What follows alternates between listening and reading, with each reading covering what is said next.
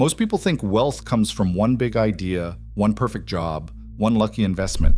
But across Asia and the Asian diaspora, a lot of real wealth has been built through small, repeatable hustles that academic sociologists have studied for decades. Yet most people outside those communities have never paid attention to. Some of these models are over a century old. Some are still running today on the street corners of cities you have been to, hiding in plain sight. In this video, I'm going to walk you through 20 of the most overlooked hustles that Asian communities have used to build money. Not the famous billionaire stories, the quieter ones, the ones your grandparents might have known. Some of these are immigrant hustles that turned into industries. Some are village-level systems that quietly funded entire communities. Most of them still work in some form today, in 2026. A quick honesty note before we start. Asian covers wildly different communities.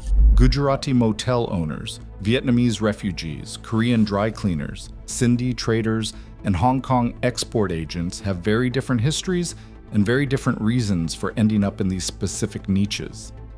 I am grouping them together because the underlying mechanics rhyme, not because these communities are interchangeable.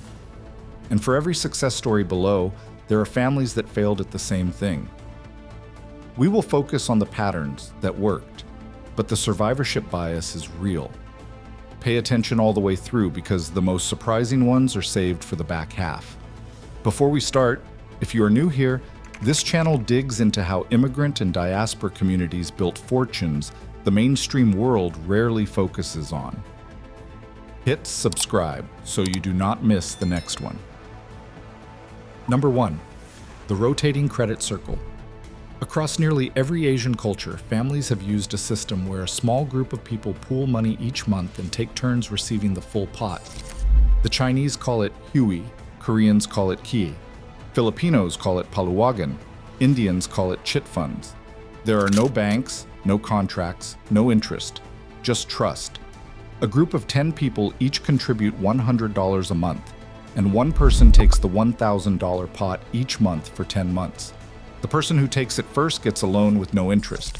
The person who takes it last gets a forced savings plan. This is how millions of Asian families bought first homes, opened first shops, sent first children to college. And in immigrant communities across America, Australia, and the UK, it is still happening this week. The catch worth naming. When these circles collapse, they collapse hard because there is no legal recourse. They work because of community pressure, and they fail when that pressure breaks down. Number 2, the corner shop strategy. Across the United States and the United Kingdom, you've walked past thousands of small convenience stores owned by Korean, Indian, or Pakistani families. Each shop is bought cheap, often in a neighborhood other people are avoiding, with the family living above or behind it. Long hours. Mostly family labor. Profits go straight into the next shop, often for a cousin or a younger sibling. By the second generation, one family might own several across a city. This was not immigration luck. Sociologists call this a middleman minority pattern, and it's been studied since the 1970s. The communities most associated with this in the United States, Koreans in particular, often arrived with more education and capital than the model suggests, and frequently took these shops because professional credentials from home were not recognized in the United States. Number 3.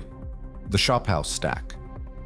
In Singapore, Penang, Bangkok, and Saigon, families have spent over a century building wealth through a specific kind of building called a shophouse. The shop runs on the ground floor, and the family lives above. The next floor is rented out, and the roof might have one more rental unit. One building does the work of 4. Generations of Chinese and Peranakan families compounded wealth by buying shophouses cheap, working the shop downstairs, collecting rent upstairs, and using the savings to buy the next shophouse. In Singapore today, conservation shophouses in prime districts routinely trade for $10 to $20 million or more, and a portfolio of 6 recently went on the market for over $100 million. Number 4, the pawn shop empire. Pawn shops in the Philippines, Thailand, Indonesia, and across the Chinese diaspora are not the desperate places they look like from outside. They can be some of the most profitable small businesses in Asia. Families lend small amounts against gold, watches, and electronics, charging interest that compounds fast. Most items are redeemed. The unredeemed ones are sold at a profit.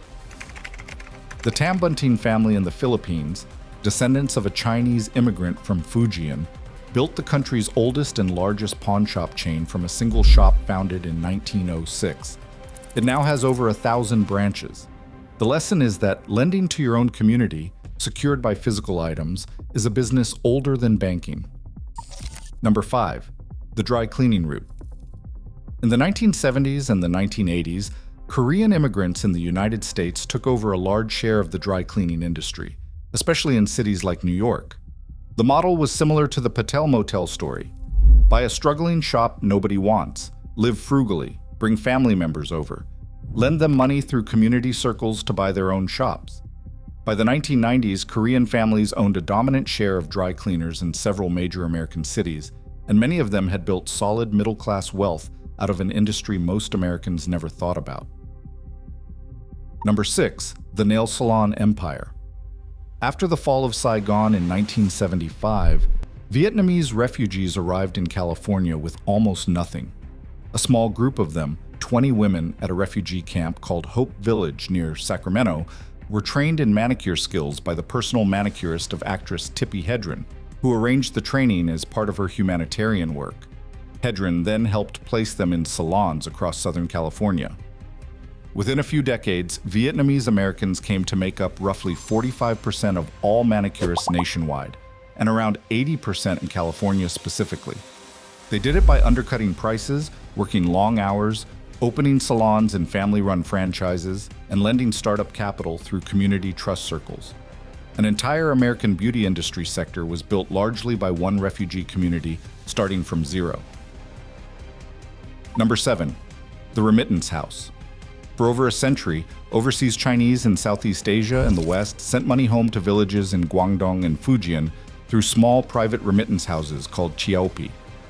These were tiny, family-run offices that moved money across borders with handwritten ledgers, trusted couriers, and razor-thin fees. The remittance business today moves around $900 billion a year worldwide, though most of that now flows through large operators like Western Union, Wise, and Remitly, rather than the family-run shops of the past. Informal hawala and hundi networks still exist in the Pakistani, Indian, and Somali diasporas, but the family-run share has shrunk significantly. The lesson is less, this still prints money, and more, this is how the rails got built. Number 8. The wedding gold cycle. Across India, Pakistan, Bangladesh, and parts of Southeast Asia, families have used weddings as a wealth-building mechanism for generations. Wedding gold. Given at a wedding is not spent. It is stored, often as jewelry the bride wears but does not sell. Over decades, it appreciates. In hard times, small pieces are sold or pawned. In good times, more is added. By the time a family marries off the next generation, the accumulated gold often funds the new household, a business, or property. This is essentially a household-level inflation hedge that has worked for hundreds of years across cultures that historically did not have access to formal banking. Number 9. The seamstress contract chain. From the 1950s through the 1990s, immigrant women from Hong Kong, Vietnam, and China built informal sewing networks across cities like New York, San Francisco, and London. One woman would land a subcontract from a clothing brand, then split the work among neighbors, each working from their own apartment. The original contract holder took a small cut from each. Many of these women turned a sewing machine into enough money to put children through medical school and buy property. It is worth being honest that this model also overlapped heavily with sweatshop conditions, wage theft, and labor abuses that drove later regulation. The wealth it built was real. The cost was also real. Halfway through. If you are learning something, hit subscribe. Subscribe so the next 10 do not get buried by the algorithm. Number 10. The hawker stall to chain. In Singapore, Malaysia, Taiwan, and Hong Kong, generations of families have started with a single food stall and built it into a chain or a brand. The stall costs almost nothing to start, and the family runs it long hours. Once it has a following, they open a second stall, then a small restaurant, then a chain. Singapore's hawker culture has produced multiple regionally famous brands, though most stay regional rather than going global. The hidden lesson is that a single stall, run with discipline, can generate enough cash flow to fund expansion without ever needing outside investment. Number 11. The gold arbitrage carry. For decades, Indian and Pakistani families exploited the price gap between gold in the Gulf states and gold back home. A family member working in Dubai would buy gold tax-free, carry it back during visits, and sell it at a markup. Multiplied across many families and many trips, this funded a quiet wealth transfer from the Gulf to South Asia. Much of this was technically illegal under import rules and would be called smuggling by customs authorities, though families generally did not see it that way. Regulations have tightened significantly. The lesson is not to do this. It is that wherever there is a price gap between two markets, families with members in both can quietly arbitrage it. Number 12. The taxi license stack, a cautionary tale. In Hong Kong, Singapore, and New York City, immigrant families spent decades buying up taxi medallions or licenses when nobody else wanted them. In New York, an Indian or Pakistani family might own multiple medallions, leasing each one out to other drivers for a daily rent. The medallion itself became an appreciating asset, and by 2014, a single New York medallion was selling for over $1 million. Then it collapsed. Uber and Lyft flooded the streets, medallion prices crashed to under $200,000, and many of the same immigrant families who had built wealth through medallions were financially destroyed.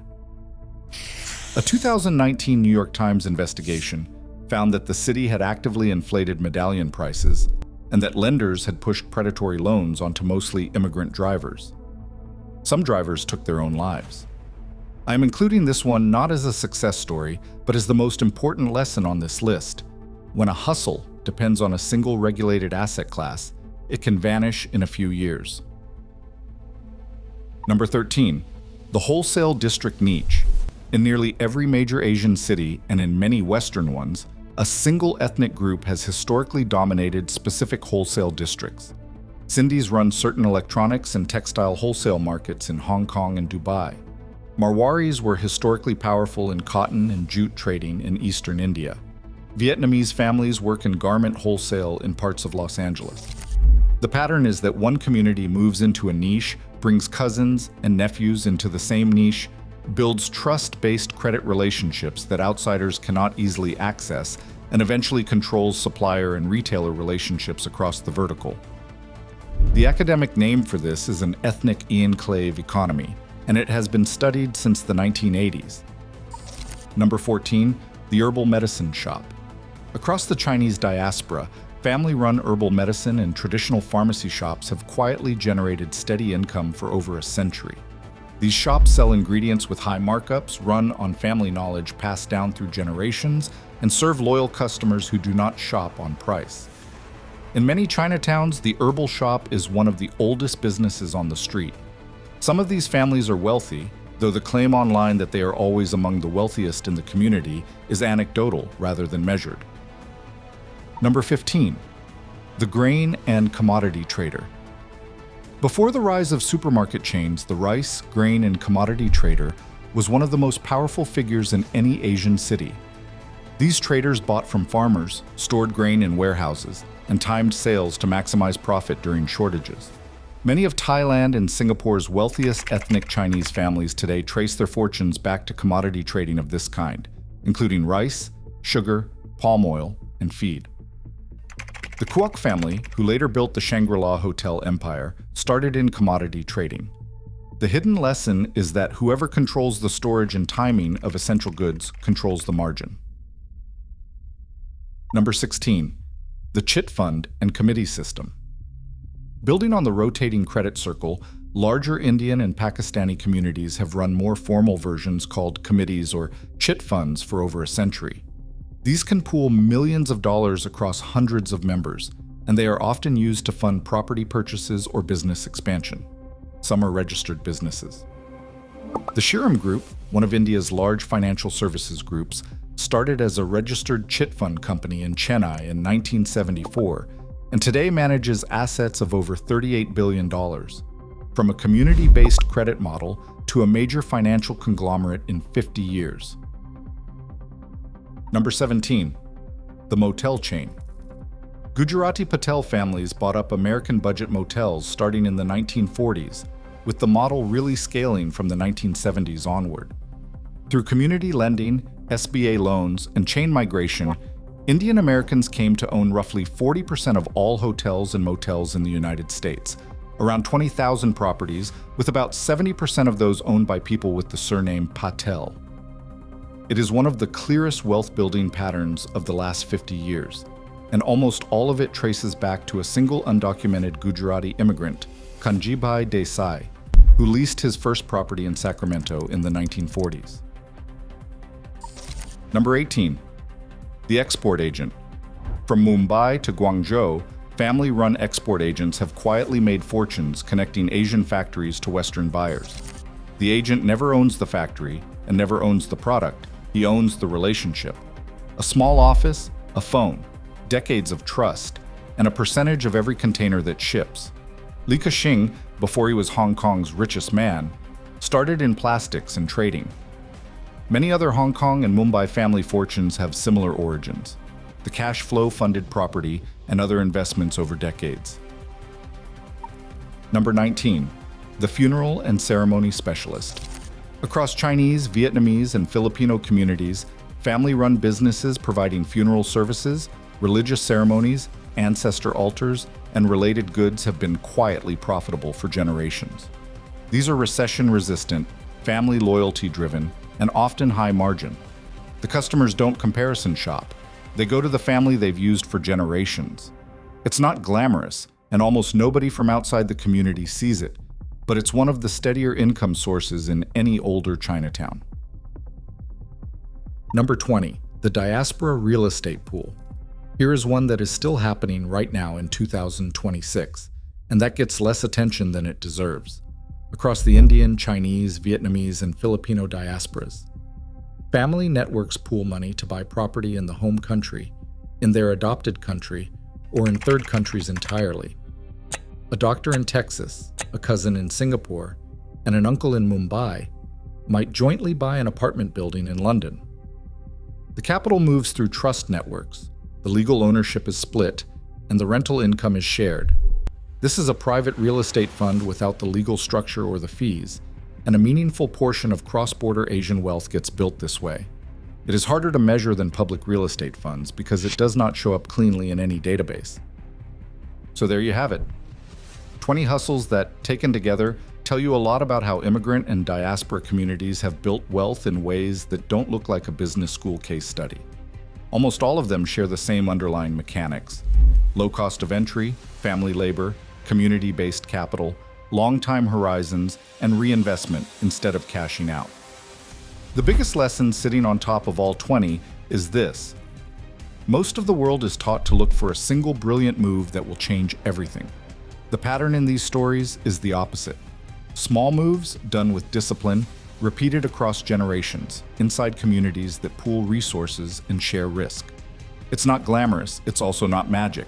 And item 12 is a reminder that even disciplined long-term plays can collapse when the rules of the game change. If even one of these gave you an idea, you got more out of the next 10 minutes than most people get out of a business school course. Thanks for watching. Remember to subscribe to the channel and keep coming for more videos like this. Keep learning, and I'll see you in the next one.